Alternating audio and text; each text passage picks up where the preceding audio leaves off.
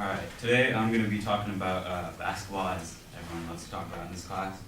So, my claim is that the Oklahoma City Thunder will win the NBA Finals within the next 5 years.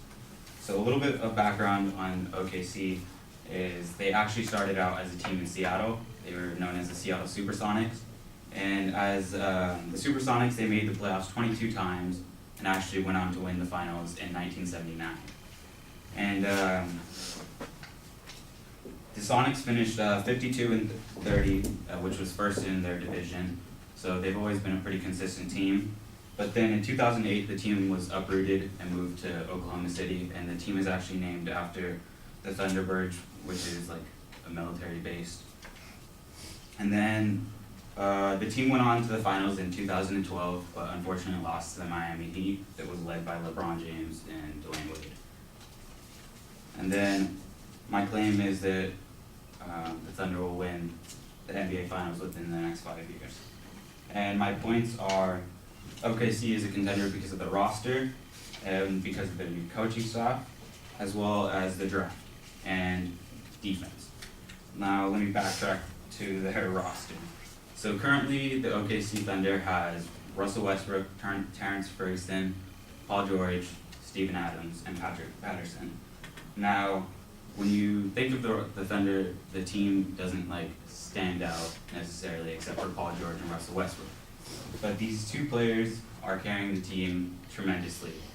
Just a few statistics: Russell Westbrook is averaging 21.2 points per game, 11.2 assists per game, 9.7 rebounds per game, and 2.2 steals per game. And Paul George is having a great season, and he's averaging 28.7 points per game, 4.1 assists per game, and 2.3 steals per game. Now, those statistics come from ESPN and NBA.com. And these two players are doing great. They're holding up the team. And when it comes to the bench, they have good players to come off, such as Dennis Schroeder. Whenever Russell Westbrook leaves the court, Dennis Schroeder is able to come in and do his own thing. Now, my second point, the new coaching staff. The head coach is Billy Donovan, and he has a record of 502 to 206 win-loss ratio. And he is an overall good coach. He has experience with coaching all-stars and coaching young players. And as of right now, the Thunder currently stands third in the Western Conference, but the season is still moving, so they still have time to go up. Now, the draft. The draft is a big reason as to why the Thunder will be a contender, or is a contender. So the draft teams are seeking new and young players to further the depth of the team, but when it comes to the draft, there's also room for trades. A team can trade a draft pick for other players, or they can keep their pick. And the Thunder has room for new and young players, and within the next 5 years, it gives them time to develop into becoming stars that can help their team. And the draft, OKC has always been a good draft team. They've had picks such as Russell Westbrook, James Harden, Kevin Durant, Steven Adams. And a little bit of background on those three players. Russell Westbrook broke the record for the most triple-doubles in a season, won MVP. James Harden won MVP as well. And then Kevin Durant won MVP as well. So they're pretty good in their draft picks. And then movement of superstars. This is another big reason as to why the Thunder will be a contender. So after every season, there's players' contracts. If they're up, they'll become free agents, and that leaves time, or gives them the option to choose which team they would like to go to. So they'll bid for teams, and currently there's super teams, as they call it, such as the Warriors, and a lot of their players are actually going to be free agents, and they've expressed interest in moving. So such as Klay Thompson, DeMarcus Cousins, KD, and Kyrie Irving, those are all going to be free agents, and they'll have their choice. So once those players leave those top teams, it'll make room for the Thunder to prosper. And those players also have a possibility to sign to the Thunder. So And also another big thing is LeBron James is out of the Eastern Conference, so it makes it a little bit easier for them. And then lastly, the defense. Everyone likes to say defense wins championships, and currently the Thunder ranks first in point differential in their division, and they have really great defensive players. Paul George and Russell Westbrook really good on defense. They're both averaging above 2 steals per game. And then Andre Roberson, he's actually injured, but he will be back, and he's by far one of the team's best defensive player. So he actually adds a lot of depth to the team. And that's all.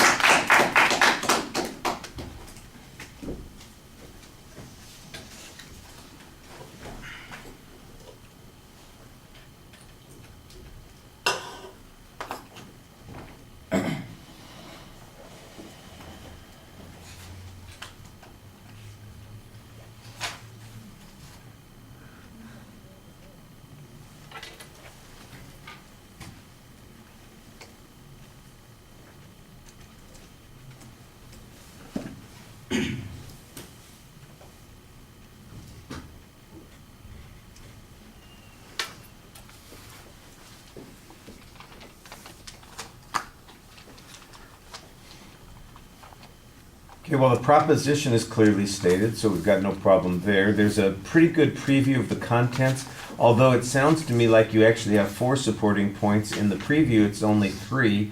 At the end of the speech, you've got this whole argument about defense that sounds like it's a little bit different from the draft argument. So I think it really is a 4th point. There's no reason that you couldn't preview that as well and make it distinct at the beginning of the speech.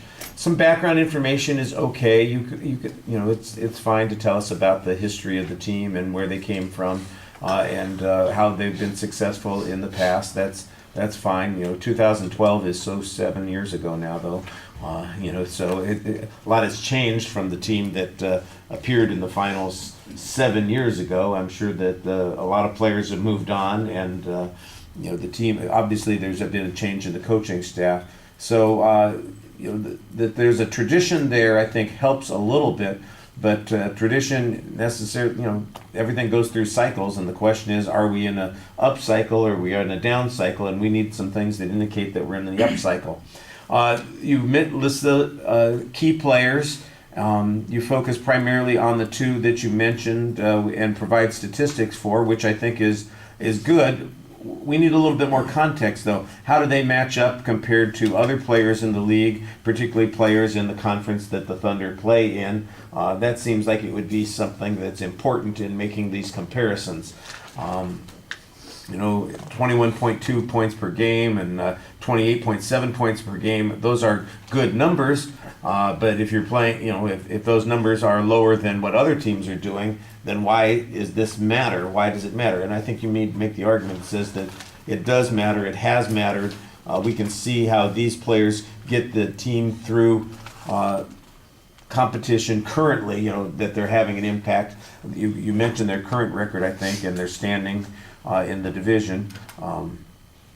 I was a little confused because it sounded like you said that they were 3rd in the Western Conference, and then later on you mentioned, well, LeBron's not in the Eastern Conference anymore, so they don't have to worry about him. And I'm going, wait a second, yes he is. He's in the Western Conference. Aren't they also in the Western Conference? So there's kind of an inconsistency on that, and that confused me a bit. And it's easy to get confused when you've got a whole bunch of stats that are being presented in this situation. The coaching issue, basically you just tell us that they've got a good coach, but I don't know how good he is in contrast to other coaches in the league. If he's made a difference in their performance so far, how important is coaching in the performance of the team? Is he the kind of person that can make a difference in the playoffs, for instance, smart enough to choose the right strategy at the right time and make a difference? Because you're making a prediction that they're going to win the championship within 5 years. So we got to figure out, well, we're playing long ball here. You're thinking about the long haul here. Why do we think this coach is going to be the kind of person who can strategize and see things and make changes along the way? And how important is the coach, for instance, to issues like drafting, trying to figure out who to have on the team and who they can trade away and still maintain some degree of effectiveness. I think you need a little bit more information on that. I think that some of these issues would work for almost any team. I mean, every team at the beginning of the season looks and says, well, we've got a new coach, we've got a couple of good players, we've got the future in front of us, we could draft a bunch of people, and then maybe we can also get some free agents to join our team. Heck, we should be in the championship within 5 years too. And I'm going, well, why is that any different than any other team? And I think you need to give us a little bit more reason to believe that this means something more distinct there. Let's see. Oh, and then we have you win the prize. You're our first Porky Pig exit. I don't get it. You guys know how the cartoon ends? Yeah. Yeah. That's all, folks. And that was your exit line for the speech. So we want to do better than that. All right, thank you.